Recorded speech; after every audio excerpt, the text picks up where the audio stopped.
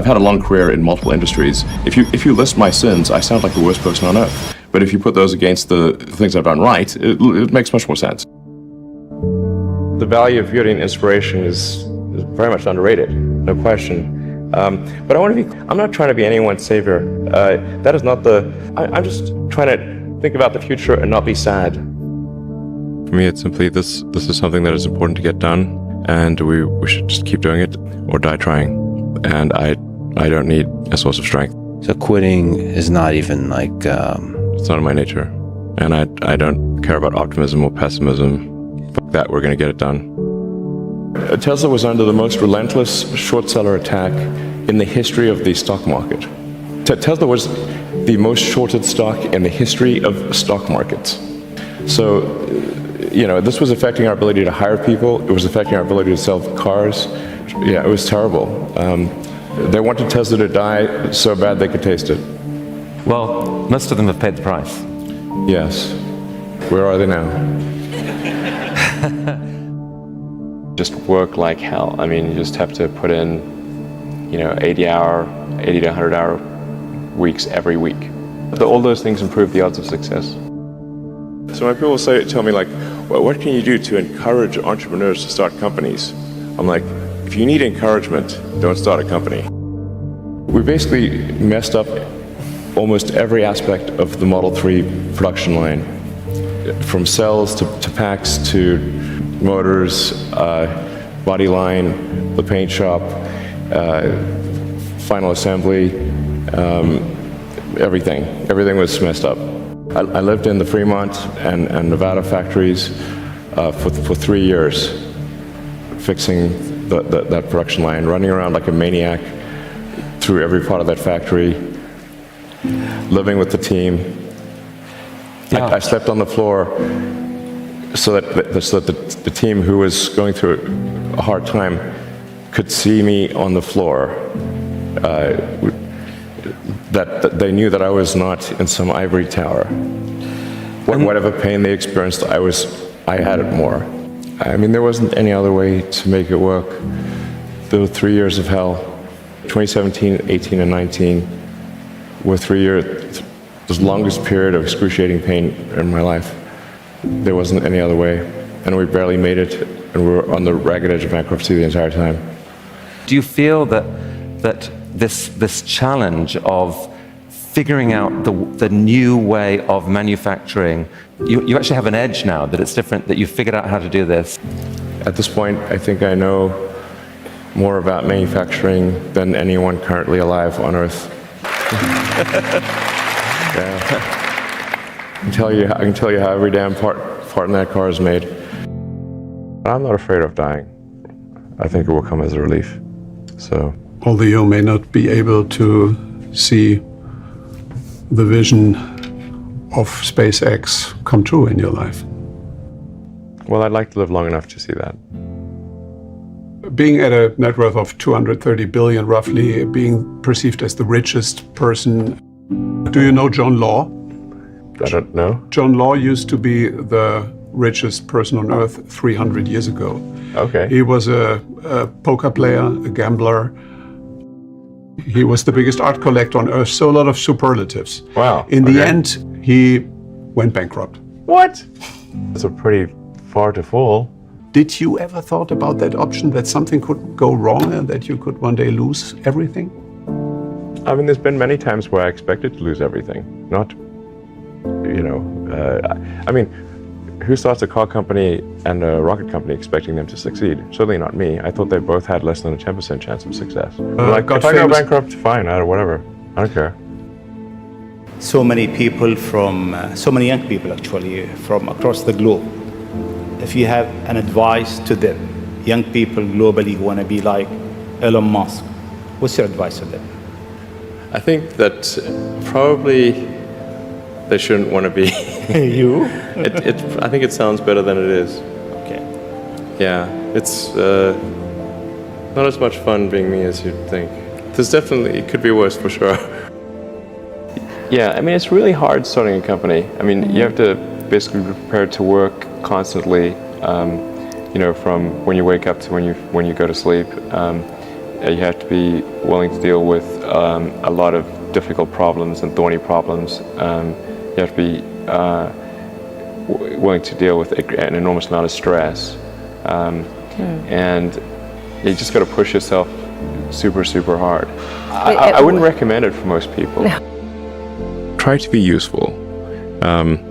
Do things that are useful to your fellow human beings, to the world. It's very hard to be useful. Very hard. Are you contributing more than you consume? Try to have a positive net contribution to society. I think that's the thing to aim for. Not to try to be sort of a leader for the sake of being a leader or whatever. A lot of times, the people you want as leaders are the people who don't want to be leaders.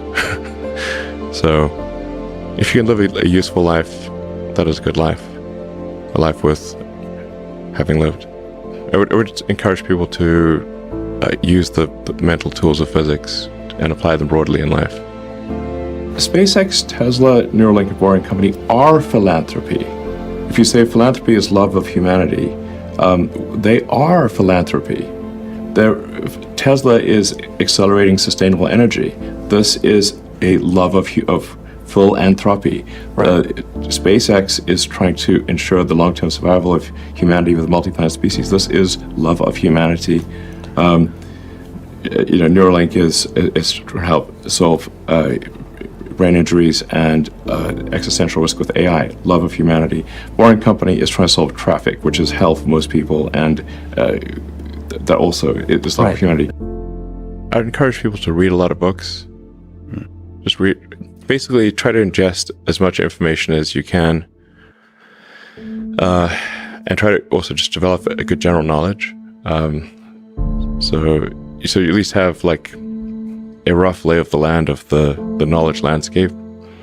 Try to learn a little bit about a lot of things, because you might not know what you're really interested in. How would you know what you're really interested in if you at least aren't doing a peripheral exploration broadly of the knowledge landscape, and talk to people from different walks of life and different industries and professions and skills and occupations. Just try learn as much as possible. Man's search for meaning. Isn't the whole thing a search for meaning?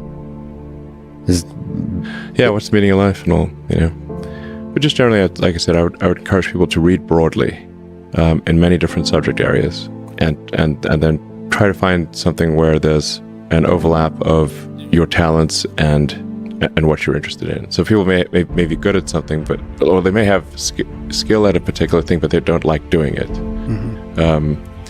So you want to try to find a thing where that's a good combination of the things that you're inherently good at, but you also like doing. When you had that third failure in a row, did you think, I need to pack this in? Never. Why not? I don't ever give up. I mean, I'd have to be dead or completely incapacitated. Essentially, the longer you do anything, the more mistakes that you will make cumulatively, which if you sum up those mistakes, will sound like I'm the worst predictor ever. But for example, for Tesla vehicle growth, I said I think we'll do 50%, and we've done 80%. Yes. But they don't mention that one. I'm not sure what my exact track record is on predictions. They're more optimistic than pessimistic, but they're not all optimistic. Some of them are exceeded, probably more are later, but they do come true. It's very rare that they do not come true.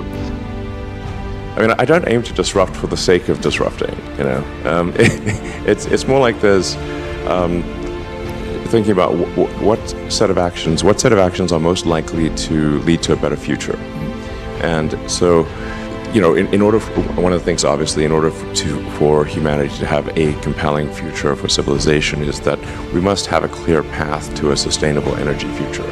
That's one of the things that I think everyone would agree with. I'm not someone who would tend to sort of demonize oil and gas, to be clear. This is necessary right now, or civilization could not function. So I do think we actually need, and actually at this time, I think we actually need more oil and gas, not less. But simultaneously moving as fast as we can to a sustainable energy economy. I was living in the factory in Fremont and the one in Nevada for 3 years straight. That was my primary residence. I'm not kidding, literally. Did you keep the couch? I actually slept in a couch at one point in a tent on the roof. And then, but for a while there, I was just sleeping under my desk, which is out in the open in the factory, and for an important reason. And it was damn uncomfortable sleeping on that floor. And always, when I woke up, I'd smell like metal dust. Yeah, but actually, I stopped using the couch because there's a little conference room and a couch there. I stopped using the couch. And I just slept on the floor under my desk, so during shift change, the entire team could see me. And this is important because, like, you know, the team, if they think the sort of their leader is off somewhere having a good time, you know, drinking Mai Tais on a tropical island, the thing is that since the team could see me sleeping on the floor during shift change, with nothing, they knew I was there, and that made a huge difference. And then they gave it their all. What kind of characteristics does an entrepreneur need or have to be someone like you? Well, I think certainly you need to be very driven and have a high pain threshold. Elon, you are reported by Forbes and everyone else as now, you know, the world's richest person. That's not a sovereign. You know, I think it's fair to say that if somebody is like the king or de facto king of a country, they're wealthier than I am. So, but it's just harder to measure. But what people do, so $300 billion, I mean, your net worth on any given day is rising or falling by several $billion. How insane, how insane is that? Yeah. I mean, how do you handle that psychologically? There aren't many people in the world who have to even think about that. I actually don't think about that too much, but the thing that is actually more difficult and that does make sleeping difficult is that you know, every good hour or even minute of thinking about Tesla and SpaceX has such a big effect on the company that I really try to work as much as possible, you know, to the edge of sanity, basically, because Tesla's getting to the point where probably will get to the point later this year where every high quality minute of thinking is $1 million to impact on Tesla. One of the biggest mistakes people generally make, and I'm guilty of it too, is wishful thinking. You know, like you want something to be true, even if it isn't true, and so you ignore the things that you ignore the real truth because of what you want to be true.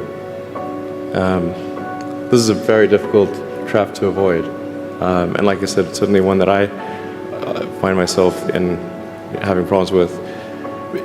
But if you just take that approach of you're always to some degree wrong, and your goal is to be less wrong.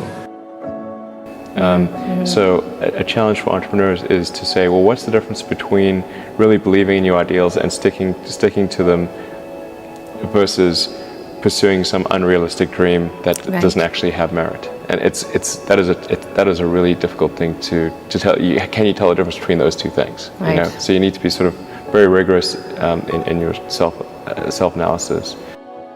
You guys are the magicians of the 21st century. You know, don't let anything hold you back. Imagination is the limit, and go out there and create some magic.